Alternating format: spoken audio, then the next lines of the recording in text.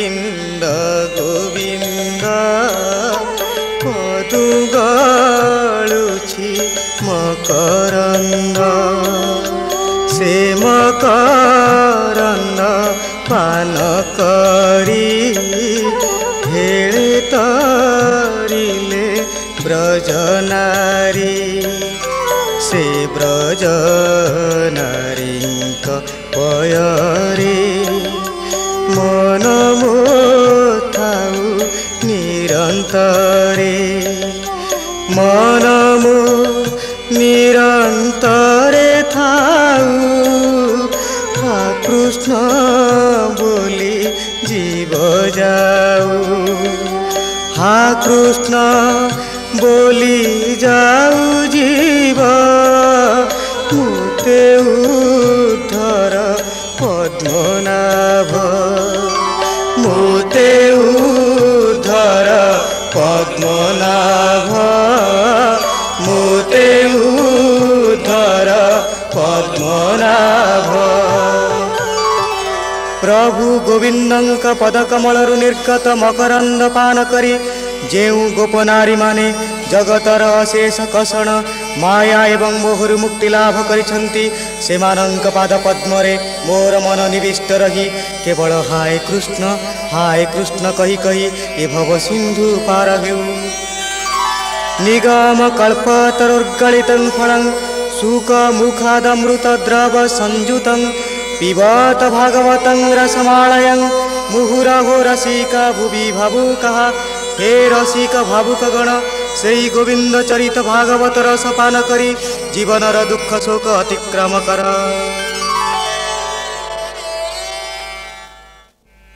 ओम नमो नृसिंहाय एकादश स्कंध प्रथम अध्याय। नमोई नृसिंह चरण अनादि परम कारण लीला विधृत कलेबर देव मानवीय गोचर माया संसारे जार लीला जानाम भव जले भेला करुणा कटाक्ष प्रकाशे भक्त जन दुख नाशे से हरि चरित प्रकाशे श्री भागवत एकादशे श्री भागवत धर्म कथा केळे खंडई भव व्यथा नारद वासुदेव वाणी निमिरा जन नवमुनि उद्धव निस्तारण वाणी जहा कहिले चक्रपाणी से कथा प्राकृत प्रकाश आरंभे जगन्नाथ दास व्यासनंदन मुखु शुणी निर्मल भागवत वाणी साधु संगमे गंगा तीरे सुख चरण धरी करे आनंदे करी अश्रुपात बोइले अभिमन्यु सुत भूमुनि नमे तो पयरे मोते उद्धर ए संसारे कह श्री कृष्ण गुणमान पुणी की कले भगवान। देव मानवरे जेउ अनादि परम कारण श्रीकृष्ण लीला गोचर से करुणा प्रकट करी जगतरे भक्त जन मानकर दुख विनाशन पाई अवतार ग्रहण करथिले सेई हरिचरित वर्णन लागि उदिष्ट एकादश स्कंद भागवत। यही श्रीमद् भागवतर पवित्र धर्म कथा श्रवण कले संसारर दुख शोक दूरित हुए। पवित्र गंगा नदी तीरे साधु मानक मेलरे व्यासनंदन सुखदेवंक चरण धरी अभिमन्यु सूत परीक्षित आनंदित चित्तरे अश्रुपात करू करू कहिले हे मुनिश्रेष्ठ मो सम्मुखरे श्रीकृष्णंक अमर चरित वर्णन करी मोते संसार बारिधुरु उद्धार कर। श्री शुक उवाच कहन्ति व्यासंक तनुज सुण परीक्ष महाराज देवंक व्याकुले मुरारी अंशे मनुष्य देह धरी दुर्जन दुष्ट गण मारी अवनी धारा हेले हरि लावण्य रूपे जन मोही प्राणी नयने सुख दे से रूप करी अंतर्धान हरिले प्राणी कर मन कृष्ण कोमल मृदुवाणी जे अबा कर्णे थिले शुणी तेणु ताहांक चित हरि अंतर हुइले मुरारी कृष्णर पाद पद्म चिन्ह सुंदर मंथर गमन जे अबा देखिथिले जन सेही सुंदर अपघन से रूपे तांक मन हरि निज भवने विजे करी। व्यासदेवंक तनुज सुखदेव कहिले महाराज परीक्षित देवता मानक व्याकुलता सही न पारी प्रभु मुरारी मनुष्य देह धरी जन्म ग्रहण करी जगतरु दुष्टगण को विनाश कले एवं संतोष प्रदान कले संत जन मानक निजर सुंदर अपघनर दर्शन दे। गुरु पांडव मथे हरि माया कंदले भेद करी कपट पाशा बनवास आकर्षि द्रौपदीर केश भीम को विष लड़ू दे जतु गृहरे अग्निदाही ए आदि जेते कष्ट मान पांडवे देला दुर्योधन से अपमाने मानवही संगते घेनी पांच भाई निमित्त करी तांकु हरि अनेक अखौहिणी मारी भारा निवारी भगवान अंते चलिले निज स्थान। पुणी परम भागवत सुखमुनि कहिले महाराज परीक्षित परम कारुणिक श्रीकृष्ण निजको अपमानित मने कले गुरुपति दुर्योधनंकर पांडव मानक प्रति प्रदर्शित अमानुषिक आचरण रे कपट पशा खेल रे वनवासर शपथ रखी सभा कक्षरे पंच पांडवंक पत्नी द्रौपदी केश आकर्षण करी वीर भीम को विष लड़ू प्रदान करी जतुगृह रे अग्नि संयोग करी कौरव माने जो लांछना देले सेथिरे व्यस्त होई उठिले परम ब्रह्म गोविंद पांडव मानक निमित्त मात्र करी से निधन कले समस्त कुरुकुल को श्रीमद् भागवत गीता रे भगवान श्रीकृष्ण कहिसंती तस्मात् मुतिष्ठ जसो लभस्व जित्वा शत्रून् भुङ्क्ष्यो राज्यं समृद्धं मयैवैते निहताः पूर्वमेव निमित्तमात्र भव सव्यसाचिन्। सुखमुनिंक ठारु एपरि वाक्य श्रवण करी संदेह उपजिछि महाराज परीक्षितंक मनरे प्रश्न करिछन्ति से परीक्षित उवाच अखंड राजवंश कोपे किंपा हरिले ब्रह्म सापे जहार माया जोग बळे ईश्वर खेले महितले से ब्रह्म साप नर हरि हेले पार इया न करी सर्व संपद निजपुरी मायार बळेता संहारी कଳି भियाई निज वंशे संहारी विश्रामिले से अनल बनु जात होई जेन्हेली भई बन दही से जदु वंश महितले क्षय नुहंती रिपु बळे सेवंती गुरु विप्रपादे भेद नुहंती वेदवादे किंपा गोविंद संहारिले निज भुवने विजय कले कृष्णर जस गुण जेते संसारे शुणी एक चित्ते पापी तरंती तम घोर एमंत महिमा जहार भूमुनि कहतु समने ताहा मु शुणिबी श्रवणे। व्यासनंदन मुनि सुखदेव मोर मनरे घोर संशय जी अवतारी जहार मायारे महितले देव देवी एवं अवतारी मानकर सृष्टि तांक वंश सामान्य ब्रह्म सापरे ध्वंस होई गला कहीं ये ब्रह्म साप को तो से अक्लेशर एड़ाई दे पारि थांते अरण्य मध्य अग्निजात होई समग्र वन देश को ध्वंस करिवा परे से ई वनरे प्रशमित होवा परी से निज वंशरे कन्नल भियाई समग्र वंश को नाश करिवा परे विश्राम नेले कहीं ये जदुवंशर व्यक्ति माने गुरु किंबा विप्र मान को निंदा करती नहीं षडरिपुर वशवर्ती होई अपकर्म करती नहीं अथवा वेद को अस्वीकार करती नहीं मोर ये संदेह दूर करंतु मुनि सुखदेव।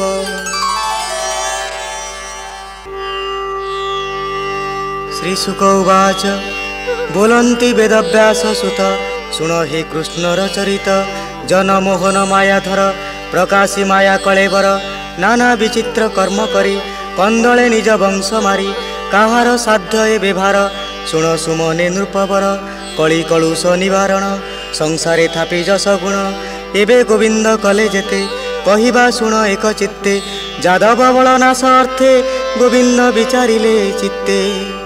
सुख कहिले महाराज परीक्षित एइथिपाई तुम मनरे संशय निजे चिंता करंतु निज हाथ में निज वंश ध्वंस करिबार क्षमता ए जगतरे काहार अछि। कली कलुष निवारण पाई तांकर ए विराट पदक्षेप एतिकिरे से सूचाई देइछंती मानव माया एवं मोहजनित इंद्रजाल दूरे न पारिले मुक्ति पाई पारिब नाही। से ही मुक्तिपथर प्रदर्शक परम पुरुष श्रीकृष्ण को दर्शन करने उद्देश्य दिने विश्वामित्र वामदेव भृगु अंगिरा प्रभृति ऋषि माने आगमन कले।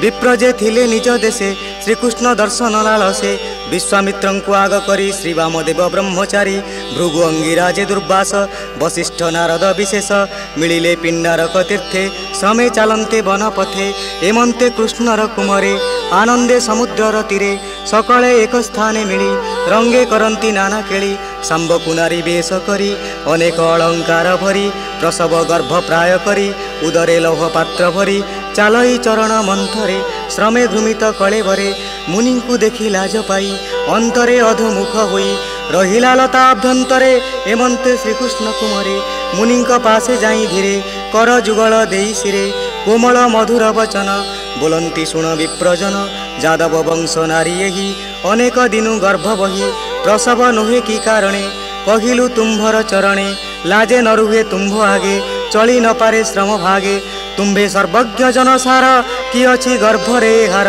पुत्र दुहिता किबा जात माया न करी कह सत। विश्वामित्र वामदेव भृगु अंगिरा दुर्वासा वशिष्ठ एवं नारद इत्यादि ऋषिगण पिंडारक तीर्थरे मिली श्रम स्वीकार करी वनपथरे गमन करुथिबा समय रे श्रीकृष्ण कुमार माने समुद्र तीर एकत्रित होई नाना रंग रसरे क्रीड़ा करुथिले। से माने सांबकु नारी वेश करी विभिन्न अलंकार पिंधाई एक लौह पात्र उदर देहरे बांधि देवा द्वारा से आसन्न प्रसव रमणी परि परिदृष्ट होउथिला। मुनि मानंकु दर्शन करी सांब लज्जा करिवा परि लता गहलरे लुचिगला।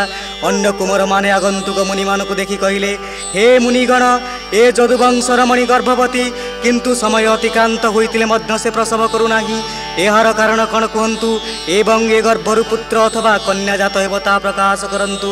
कृष्ण कुमार मानंकर वाक्य श्रवण रे कुपित हेले मुनिगण शुणिन तांकर वचन कुपे बोइले मुनिजन ए नारी गर्भवास बाणी आम्भे जानिलु परिमाणी एहार गर्भे अछि बाळ निष्ठुर लहर मुसळ आज ए गर्भ प्रसविब तुम्भर वंश विनाशिब कुल समूले करिनाश भूमिरे जेते जदु वंश।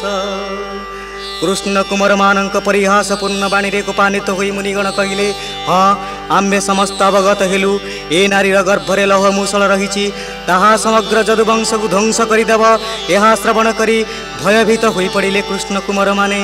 एमंते कही गले मुनि कृष्ण कुमारे ताहा शुणी वज्र पड़िला जेन्हे मुंडे सांबकु घिनी राजदांडे तक्षणे लौह पात्र फेई पेटे खोजंती हस्त देई कर्कश पिंगल पिच्छिल देखिले लौहर मूसल गर्भ पड़िला वज्र प्राय देखि कंपिले महाभये लोह मूसल तेज भरे चक्षु बुझिले निज करे बोलंती कलु मंद कर्म किबा बोलिबे कृष्ण राम।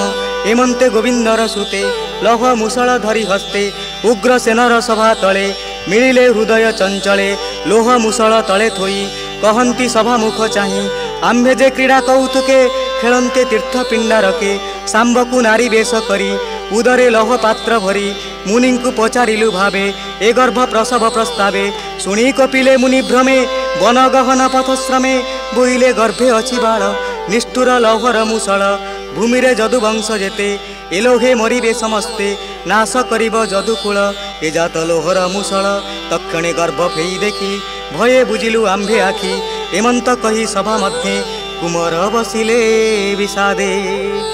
लौह मूसलटी को हस्तरे धारण करी उग्रसेनक सभागृह उपस्थित हेले कृष्ण कुमार माने वर्णना कले घटिथिबा समस्त कहानी।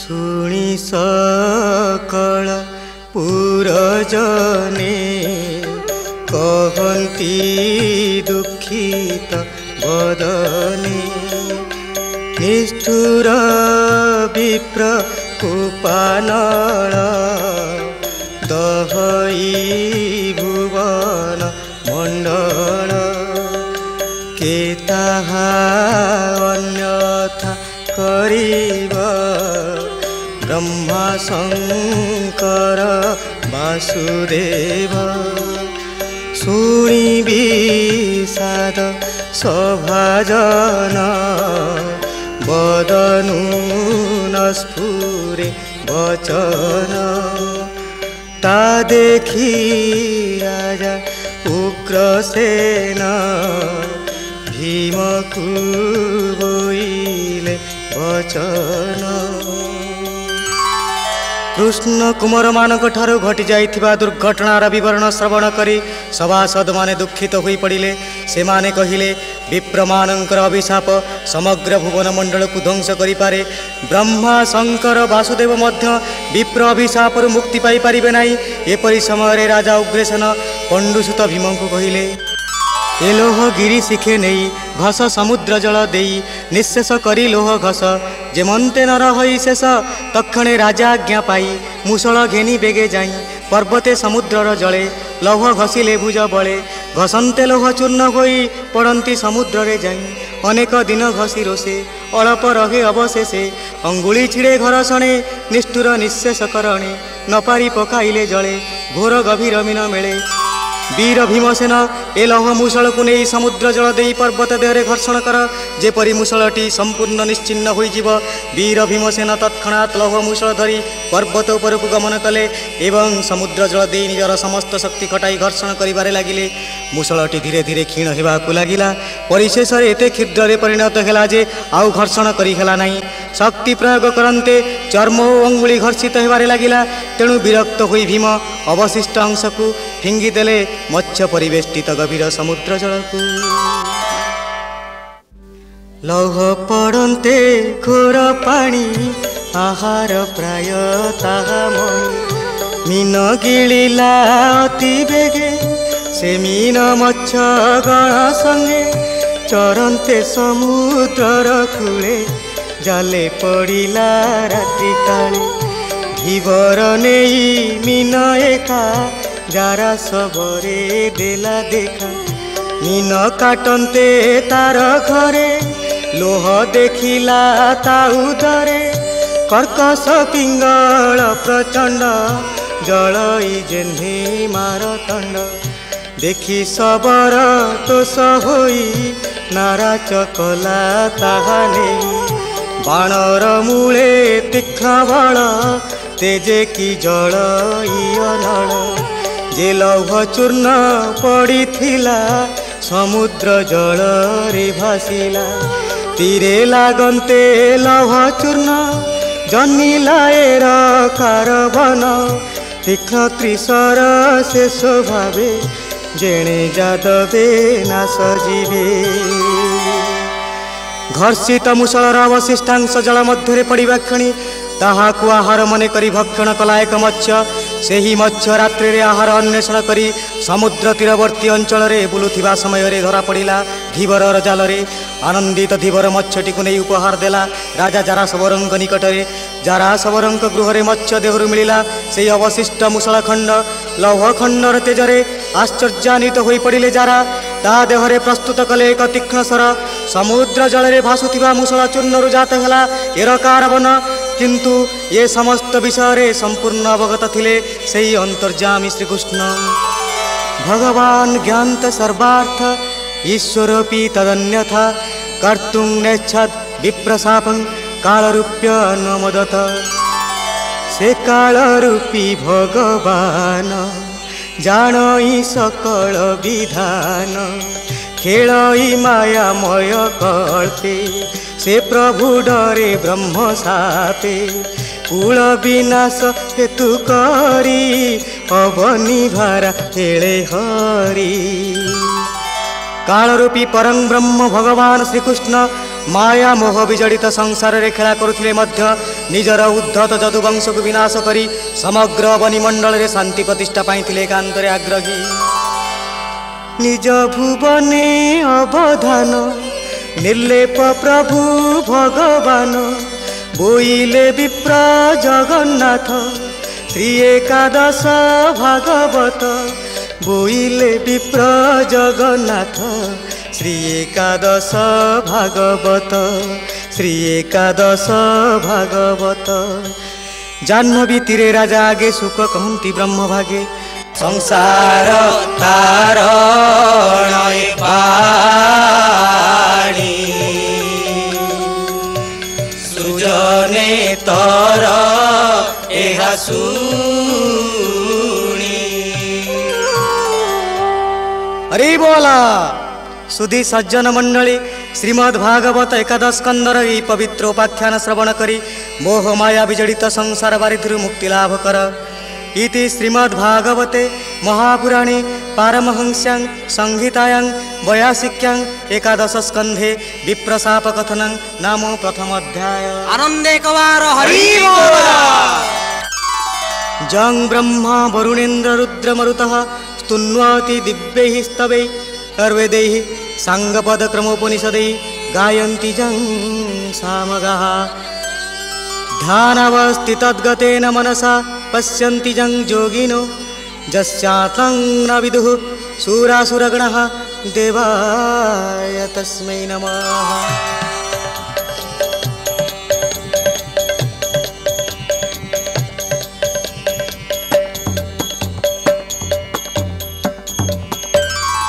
श्रीमद् भागवत एकादश स्कंद द्वितीय अध्याय। आनंदे कवार हरि बोल।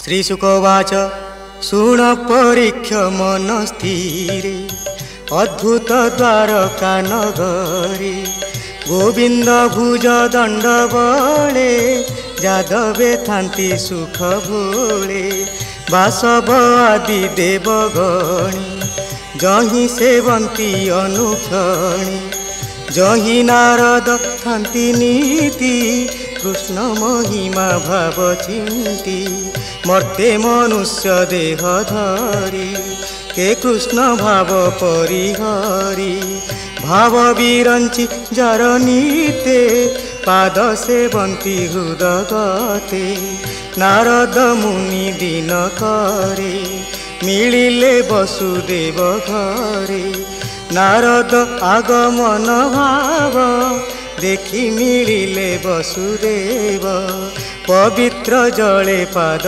धोई आसने बसाइले नेई चरणे करी नमस्कार भावे बोइले जदुवीर।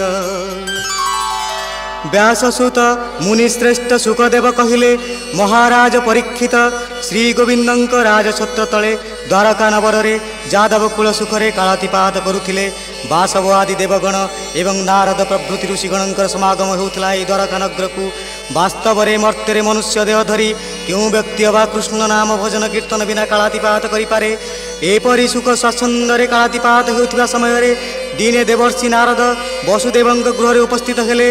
राजा वसुदेव आनंदित चित्तरे देवर्षिंक पद धौत करी विनम्र प्रणति जनाई देवर्षि नारद को भावगदगद कंठरे कहिले धन्य जीवन आज मोर देखिली चरण तुम्भर तुम्भे जे लोक परित्राणे ब्रह्मांडे भ्रम अनुक्षणे पिता मातांक आगमन पुत्रंकु कल्याण जे सन विष्णु भकत जन देखी निर्मल हुए चर्म आखि जंतुंकु देवंक चरित साध्यई दुख सुख अर्थ से देव चरित प्रसाद साधुंकु न करे विषाद जेणु भकत जन नित्य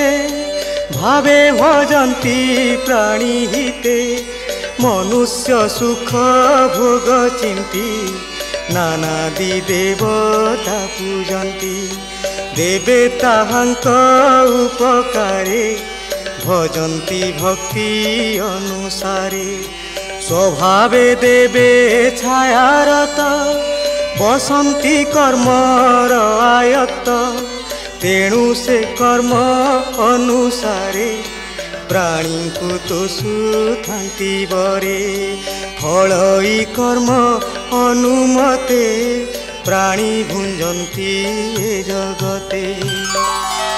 पितामाता आगमन रे पुत्रर अशेष कल्याण साधित हुआ परी विष्णु भक्त जनक दर्शन करी हृदय रे निर्मल भाव जात हुए। जगतर दुख शोक विष्णु भक्त जनक प्राण रे विषाद आनी पारे नाही। सेमाने प्राणी हितार्थे नाम भजन करती परम पितांकर कर्मानुसारे फल प्राप्त हुंती प्राणी माने। यही विष्णु भक्त जनकर जगत रे पर अपर भावना न थाए। सेमाने समस्तंक पाई दयावंत। विष्णु भक्त प्राणींकर जगते नाही आत्मपर दया करंती सर्वलोके दीन हरंती दुखे सुखे।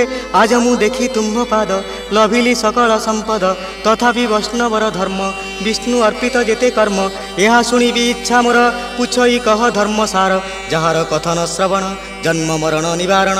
पूर्वे मु तपजोग बले सेविली विष्णु पद तले विष्णु जाचिले मुते बर मोर अदृष्ट बलियार। मोक्ष न मागी पुत्र आसे पड़िली मोह जड़ पासे।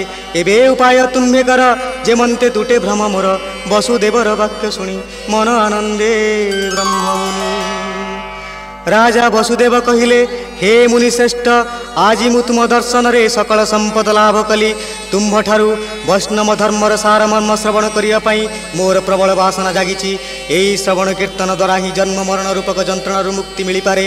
पूर्व जन्म रे मु जोग और तप बल रे परम विष्णु को आराधना करी वर प्राप्त होइथिली। किंतु सेतबेले मु तांकु मोक्ष न मागी प्रार्थना कली पुत्र प्राप्ति पाई। से भ्रम दूर करिया पाई एबे मोते उपयुक्त मार्ग प्रदर्शन कर ब्रह्ममुनि। आनंद एक बार हरि बोल।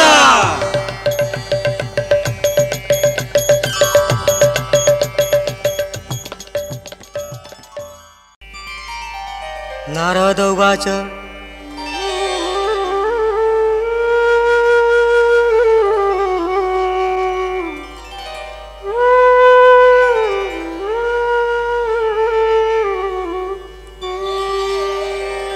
बोलंती धन्य जदुवीर धन्य ए वचन तोहर। तो चित्त भागवत धर्मे कल्पिला पूर्व पुण्य कर्मे। सुन ए धर्मर महिमा के कही पारे गुण सीमा। जेबे श्रवणे हासुणी मन वचने परिमाणी। यद्यपि गुरु भी प्रद्रोही कहु पतित जेबे होई। तार श्रवणे जेबे पसे सर्वकलुष देहु नासे। धन्य तो जादव जीवन कृष्ण रे निवेशिलु मन। कृष्णर श्रवण कीर्तन अशेष दुरित दहन। कहिबा शुण सावधाने जे इतिहास पुरातने।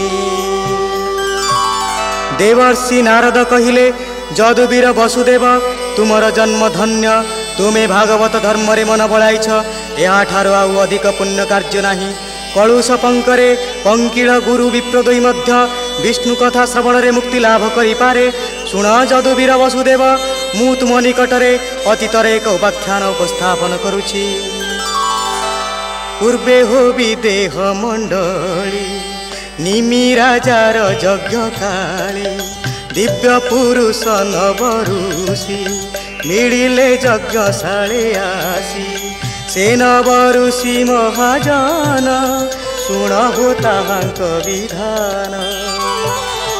विदेह मंडलर राजा निमिंकर यज्ञानुष्ठान समय रे दिव्य पुरुष नव ऋषि उपस्थित हेले। सेमाने थिले परम भागवत ब्रह्मार शरीर संभव। जे मनु नाम स्वयं भुव तार तनय प्रिय व्रत। सुगुण साधु सुचिवंत प्रिय व्रतर पुत्र दुई। अग्निध्र अग्निबाहु होई अग्निध्र सुत नाभिनाम।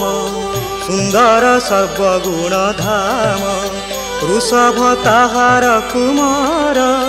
से विष्णु वंशे अवतार तार महिमा गुण जेते अंतके करिब जगते अशेष महिमा ताहार भरत ताहार कुमार सतेक पुत्रे ज्येष्ठ सेहि तापरे ऊनविंश भाई सकले वेद विद्यासुर पवित्र पुण्य कलेवर भरत थाई पुण्य कामे भारत भूमि जार नामे भुवने सर्वभोग भुंजी बने पशिला राज्य तेजी तपे तो शिला भावग्राही जाति स्मर से जात हुई सर्वगुण रे संपन्न ऋषभदेव थिले परम विष्णु अंशावतार ऋषभदेव ज्येष्ठ पुत्र भरत सकल विद्यारे से थिले धुरंधर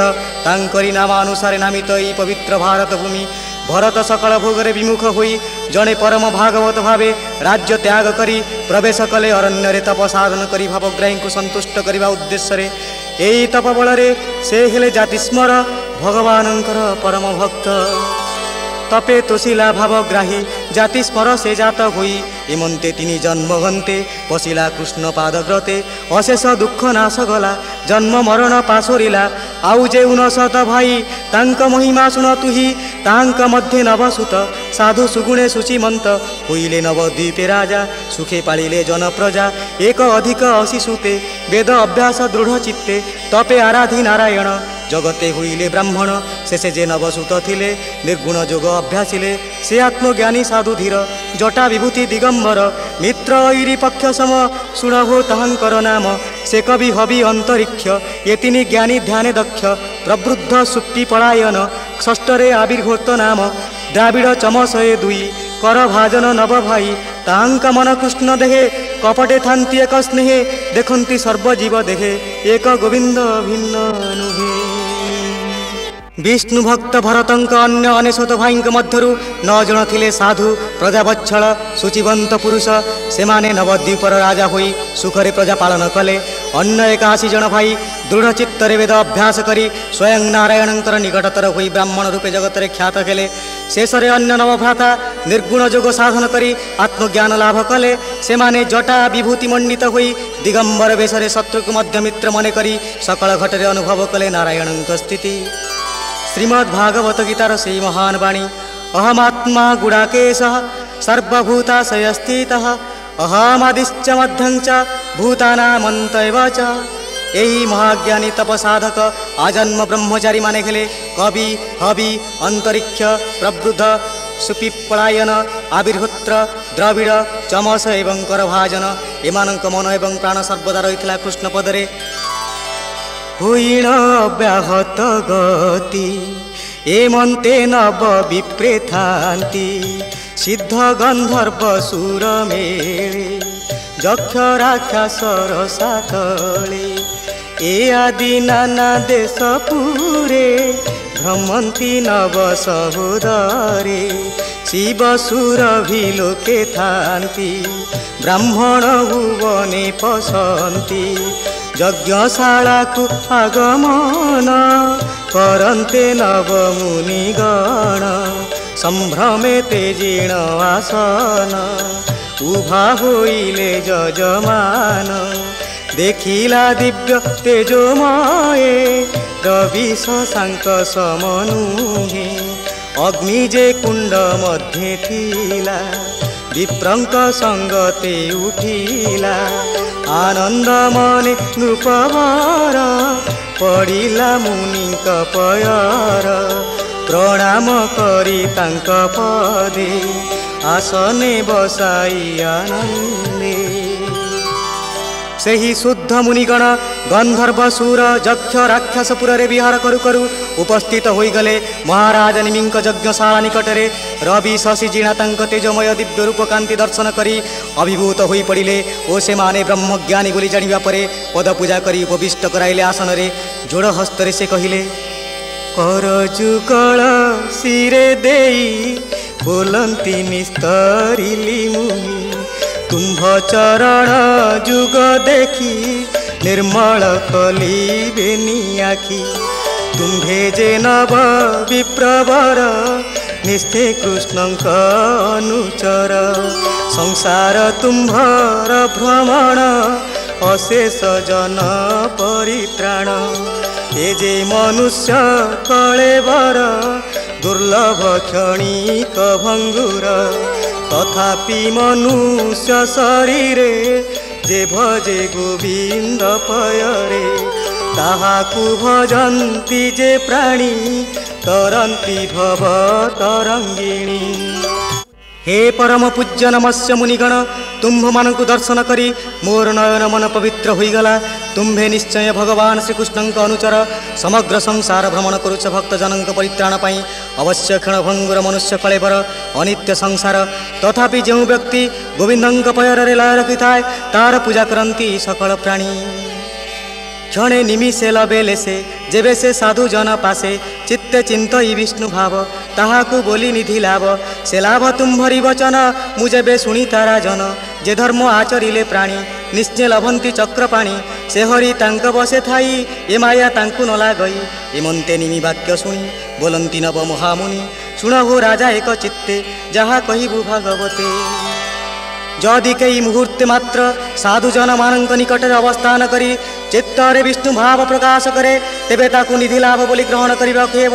एई धर्म आचरण ही भगवत चरणारविंद प्राप्तिर श्रेष्ठ मार्ग। कबीरुवाच कवि बोलंती राय सुण जे धर्मे चित्त मो निर्गुण नाना प्रकारे हरिपदे जहार चित्त अप्रमादे भजई जानी विष्णु माया से हरि करे ताकु दया विष्णुर अभय चरण मंगल कुशल कल्याण अशेष दुख नाश करे नित्य जे विष्णु नाम धरे देह संपद दारा सुत एणे मोहित जार चित्त काम संकल्प दिने दिने बढ़ई विषय चिंतने माया रे मन अगोचर भ्रमई अशेष संसार विष्णुर अभय चरण अशेष मंगल कारण हरि चरण सेवार्थे जेबा उपाय वेद पथे भाव अभाव मने गुणी मूर्खे तरंती ताहा शुणी ए भागवत धर्मसार ए धर्मे लाभ चक्रधर। ज्ञान सिद्ध कवि कहिले महाराज निमि मु निर्गुण पंथार उपासक जो माने मोहमाया विजड़ित संसार रे धन संपद दारासुत पाई व्याकुल एवं कामना पछरे धावित सेमानंकु चिरदिन विषय अनल दग्धीभूत करे किंतु जो पुरुष भाव अभावर पार्थक्य न देखी सर्वदा हरिनाम भजन करे ताकु संतोष प्रदान करंती स्वयं परम ब्रह्म विष्णु एहा ही भागवत धर्म। एणे चे चिंते कृष्ण पाद ताहाकु न पड़े प्रमाद हृदय गोविंद पद ध्यायी नयन बुझी बेगे धाई पथ न जानी जेबे हुड़े से प्राणी केबे न पड़े वेद वचन धर्मशास्त्र एबे नी विप्रंकर नेत्र एक नथिले कणा होई दुई अभावे अंध सेही एमंत विप्र जेबे चिंते दृढ़े भावई हृदगते ताहार मंगल नाही सकल पापु से तरई ए धर्म भागवत मत ईश्वर वचन निर्मित। महाराज ଯେଉଁମାନେ ଶ୍ରୀକୃଷ୍ଣଙ୍କ ପାଦ ପଦ୍ମରେ ଲୟ ରଖନ୍ତି ତାଙ୍କୁ ପ୍ରମାଦ ପଡ଼େ ନାହିଁ। ବେଦ ଏବଂ ଧର୍ମଶାସ୍ତ୍ର ମନୁଷ୍ୟକୁ ସେହି ପାଦ ପଦ୍ମ ପ୍ରତି ଆକର୍ଷଣ କରେ। ବେଦ ଓ ଧର୍ମଶାସ୍ତ୍ର ଜ୍ଞାନୀମାନଙ୍କର ନେତ୍ର ସଦୃଶ। ବେଦ ଓ ଧର୍ମଶାସ୍ତ୍ରକୁ ନିଜସ୍ୱ କରିପାରିଲେ ସକଳ ପାପ ଆପେ ଆପେ ଦୂରୀଭୂତ ହୋଇଯାଏ। ଏହା ହିଁ ପରମ ଭାଗବତ ଧର୍ମ। ଏହା ଯେ ନ କରନ୍ତି ପ୍ରାଣୀ ଧର୍ମେ ସଂଶୟ ମନେ ଗୁଣି। ମନ ବଚନ ଦେହେ ଚିନ୍ତି ଯେ ଅନ୍ୟ ଧର୍ମ ଆଚରନ୍ତି। ଜୀବର ସ୍ୱଧର୍ମ ଏ ଭାବ ହରିଚରଣେ ସମର୍ପିବ। ଏ ଭାଗବତ ଧର୍ମ ଗୁଣ ଈଶ୍ୱର ବଚନ ପ୍ରମାଣ। ଏଣେ ସକଳ ଜ୍ଞାନ ପାଇ ଅଜ୍ଞାନ ତମ କ୍ଷୟ ଯାଇ। ଶୁଣ ବିଦେହ ମହିପତି ଯେ ହରି ଭାବନ ଜାଣନ୍ତି। ନାନା ପ୍ରକାରେ ତପ କଲେ ସେ ପ୍ରାଣୀ ସଂସାରୁ ନତରେ। ହେ ବିଦେହ ମହିପତି ନିମିରାଜ, ଯେଉଁମାନଙ୍କ ମନରେ ଧର୍ମ ପ୍ରତି ସଂଶୟ ରହିଛି, ହୃଦୟ ଏବଂ ବାକ୍ୟ ମଧ୍ୟରେ ଯେଉଁମାନଙ୍କର ପାର୍ଥକ୍ୟ ରହିଛି, ସେମାନେ ମୁକ୍ତି ଲାଭ କରିବା ଅସମ୍ଭବ। ଭାବ ନଥାଇ କଠୋର ତପ ଆଚରଣ କରିବା ମୂଲ୍ୟହୀନ। ହରି ବିମୁଖ ପ୍ରାଣୀ ଯେତେ ସେ ଥାନ୍ତି ପଶୁଙ୍କ ସଙ୍ଗତେ। ତାହାଙ୍କୁ ମୋହେ ବିଷ୍ଣୁ ମାୟା ବିଷୟାର ସେ ବଢ଼େ ସ୍ନେହା। ଦେହକୁ ବସ୍ତୁ ପ୍ରାୟ ମଣି ବୈରୀ ମିତ୍ର ନ ପ୍ରମାଣୀ। ଭ୍ରମୟୀ ଶୋକ ମୋହ ପଥେ ଅଜ୍ଞାନ ଭ୍ରମ ବୁଦ୍ଧିଗ୍ରସ୍ତେ। ତେଣୁ ସଂସାର ମୋହେ ପଡ଼ି ଦୁଃଖ ସଙ୍କଟେ ଥାନ୍ତି ଜଡ଼ି। ମହାରାଜ, ହରି ବିମୁଖ ପ୍ରାଣୀମାନେ ଜଗତରେ ପଶୁତୁଲ୍ୟ। ସେମାନେ ମୋହ ବିଜଡ଼ିତ ଜଗତରେ ବିଷୟ ସୁଖ ପାଇଁ ଭ୍ରମରେ ପଡ଼ି ଦୁଃଖକୁ ସୁଖ ବୋଲି ମନେ କରନ୍ତି।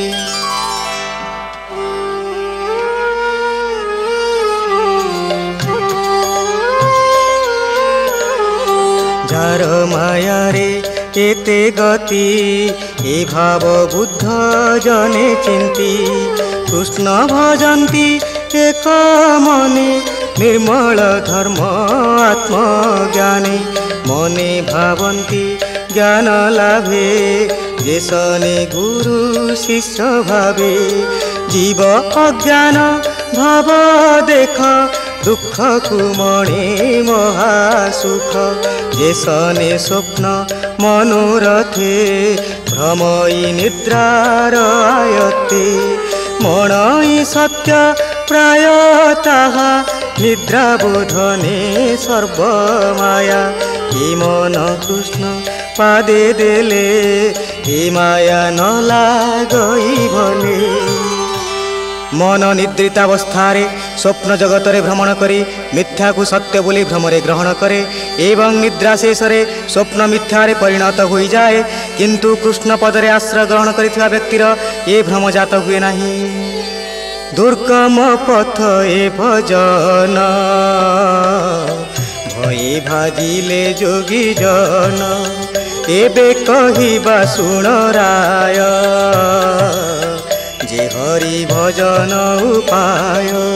କୃଷ୍ଣର ଜନ୍ମ କର୍ମ ଯେତେ ନାନା ଚରିତ ଏ ଜଗତେ। ଶ୍ରବଣେ ସ୍ମରଣୀ ମଙ୍ଗଳ ତାହାର ଭୁବନ ମଣ୍ଡଳ। ସେ ନାମ ଭାବେ ଚିତ୍ତ ଜଡ଼ି ହୃଦରୁ ଲାଜ ଭୟ ଛାଡ଼ି। ଉଚ୍ଚେ ଡାକିବ ନାମ ଗୁଣ ଶୁଭିବ ସକଳ ଶ୍ରବଣ। ଆନନ୍ଦେ ତୋଳିବେ ନିକର କଣ୍ଠ ଗର୍ଜନ ଉଚ୍ଚୈଶ୍ୱର। ଉନ୍ମତ୍ତ ପ୍ରାୟ ନୃତ୍ୟ କରି ଲୋକ ବ୍ୟବହାର ପରିହରି।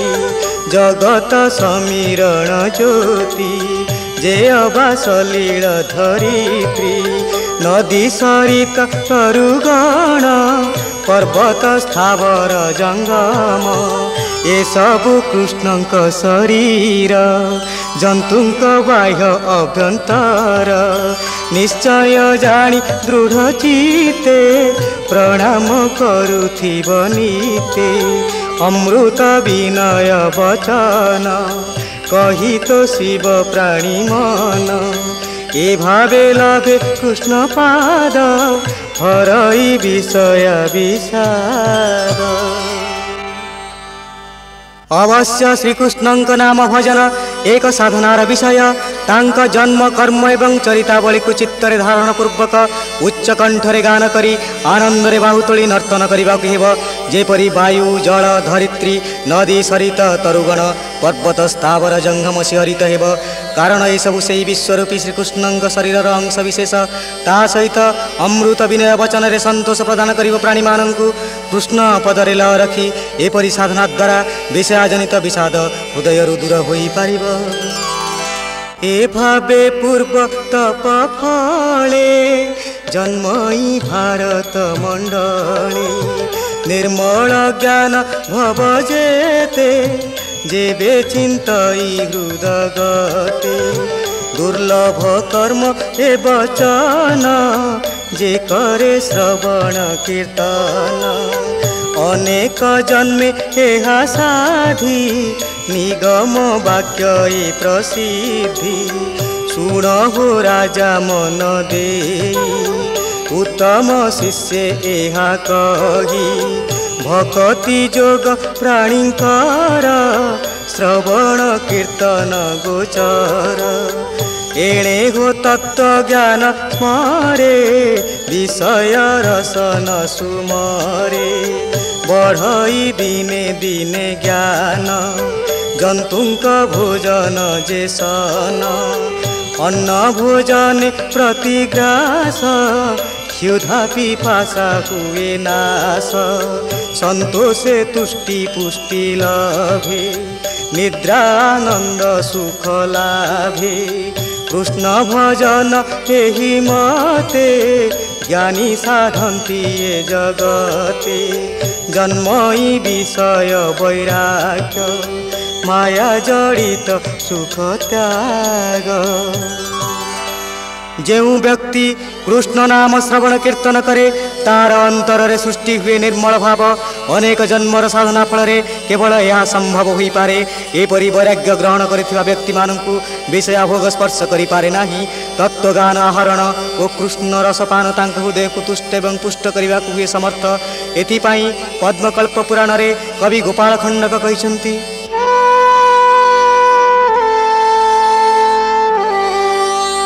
कली जुगर प्रीति सुण नियम नाम संकीर्तन। कली जुगर प्रीति सुण नियम नाम संकीर्तन। सत्य शौच क्षमा शांति दया निउन जे निवृत्ति। कलिजुग पाई नाम संकीर्तन ही एकमात्र श्रेष्ठ पंथा।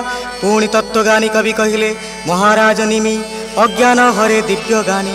ए अनुभव अभ्यासने आनंद रस पाई नीति। चित्ते प्रवेश हुए शांति शांति भवई सुख भरे। तृतीय तापरु निस्तरे एमंत कबीर वचन। शुणी विदेह तो समन सुख संकल्पे कृत्य कृत्य। कहई विप्र जगन्नाथ सुख संकल्पे कृत्य कृत्य। कहई विप्र जगन्नाथ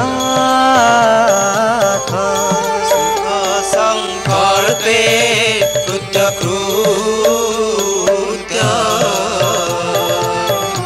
कहई विप्र जगन्नाथ। आनंद एक बार हरि बोला। नाम भजन अभ्यास द्वारा अज्ञान अंधकार दूरीभूत होई चित्तरे शांति विराजमान करे।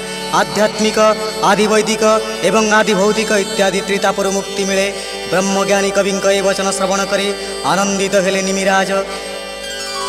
इति श्रीमद्भागवते महापुराणे पारमहंस्यां संहितायां 82 एकादश स्कंदे निमि नवविप्र संवादे नाम द्वितीयोऽध्याय। आनंद एक बार हरि बोला।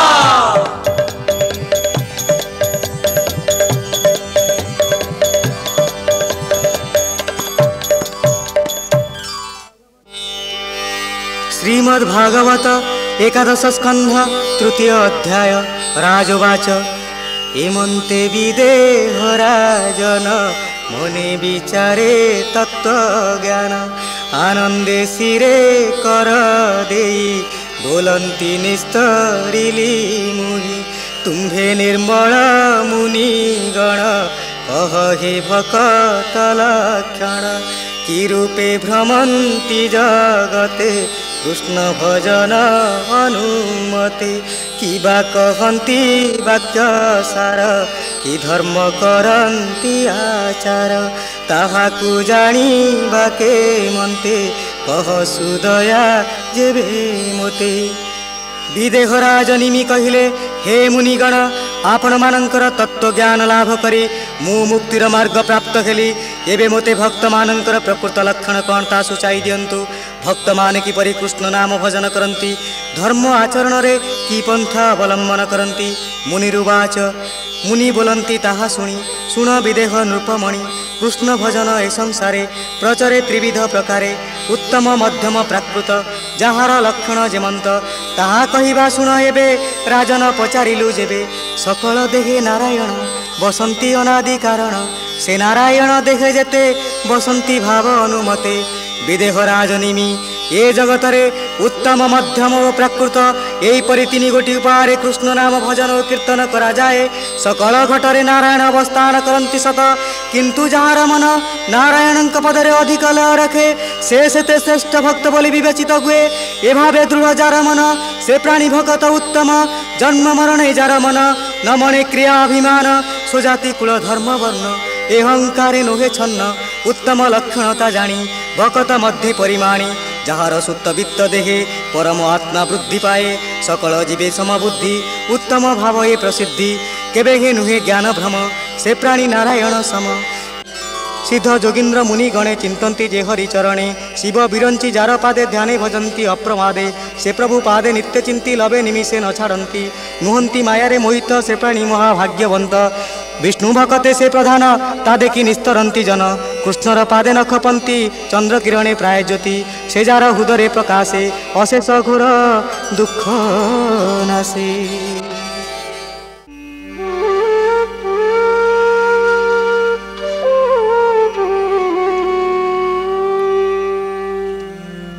कृष्णर पाद नख पंती चंद्र किरण प्राय ज्योति से जार हृदय प्रकाशे अशेष घोर दुख नाशे मध्यम भाव एबे शुण जेबे अर्चई नारायण हरिर पादे सेवा करे भक्ति संभूत बुद्धि धरे संसार मध्य जेते जन समस्त हृदय भगवान सत असत कर्म करे ए भाव हेतु न विचारे स्वप्रिय आनंद प्रमाणे असत सुख बोली जाने स्वप्रज्ञा भावे दया करे अहं पंडित हेतु धरे से प्रिया प्रिय शत्रु मित्र ए सर्व कृष्ण ए सर्वत्र एणे न होई अहंकारी मनरे दोष गुण धरी मात्र न धरे गुण दोष घेनी आपणा श्रेष्ठ अंश कर्म करई विधि मते फल आकांक्षा बरी चित्ते परे कहई दुई मत आपणे नाही से कर्तृत्व प्रतिष्ठा गुणे करे श्रम एणु से बोलाई मध्यम प्राकृत भाव एबे शुण एबे जपई नारायण केवल लौकिक मते श्रद्धा न थाई अंतर्गते न सेवे विष्णुर भक्त इतर देखे सर्वमत मनरे अहंकार भरी दंडे विचारे भक्ति करी एहा प्राकृत बोली कही तथापि भक्त से बोलाई जो माने प्राकृत मार्गी से माने अंतर भितरे विष्णु पद कमल कथा चिंतन करी केवल लौकिकता रक्षा पाई मुखरे हरिनाम भजन करती। ये प्रकृत भक्त माने परम विष्णु सेवक मानकर पद पूजा करती नहीं। ये माने अहंकारी अन्य मत प्रति एमाने मध्य सम्मान प्रदर्शन करती नहीं। तेणु जे जेते भावे भजे हरिता हृदय न तेजे चित्ते चिंतिले क्षणे मात्र हरई अशेष दुरित से हरिपाद हृदय धरी भकत दुस्तरु निस्तरी शुण विदेह महीपति विविध वैष्णव करीति एकादशरे कृष्ण रस कहिला जगन्नाथ दास। एकादशरे कृष्ण रस कहिला जगन्नाथ दास। एकादशरे कृष्ण रस कहिला जगन्नाथ दास। तेणु हे विदेह नरपति महाराज निमि जो व्यक्ति भक्तिपुत्त चित्तरे हरिकथा भजन करे तार निकटवर्ती हंती परम ब्रह्म। एपरिकी क्षण मात्र हरिकथा चिंतन रे अशेष दुख दूरीभूत होता है। ए भव संसार रे कृष्ण रस पान करी सिद्ध वैष्णव रूपे कालातिपात करने होउची परम कर्तव्य। इति श्रीमद्भागवते महापुराणे पारमहंस्यां संहितायां वैयासिक्यां एकादश स्कंदे त्रिविध वैष्णव कथनं नाम तृतीयोऽध्याय। भीमस्यापि रणे भंगो मुनेरपि मतिभ्रमः यदि शुद्धं अशुद्धं वा मम दोषो न विद्यते। आनंदे कवार हरि बोला।